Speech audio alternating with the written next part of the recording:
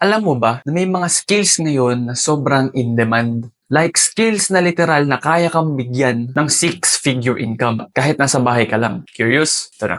Okay, let's talk about 2024. Isama na rin natin 2025 freelancing trends. Kung freelancer ka or gusto mong mag-isa, ito ang mga dapat mong aralin. Una is AI-powered content creation. Kung dati content lang, ngayon kailangan marunong ka na rin gumamit ng AI tools like ChatGPT, Canva, DALL-E, HeyGen AI, Eleven Labs, and sobrang dami pa. Gusto mo makipagsabayan sa future and sa mga businesses ngayon, sa mga freelancers? Ito yung sagot. Pangalawa is video editing.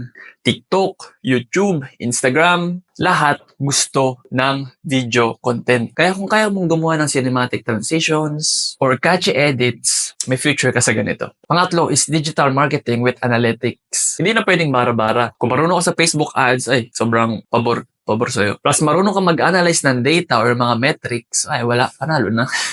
It's over. Clients love results, not guesses. Pang-apat is web design with no code tools. Ano mga gagamitin mo dyan? Tools like Webflows, Wix, WordPress, JHL, and so on. Hindi mo na kailangan maging hard coder or maging hardcore developer. Imagine mo na lang, hawak mo ang oras mo, tapos ang laki pa ng kita mo. Ayos, diba? Again, this is Cherubim Samson. Share and follow for more.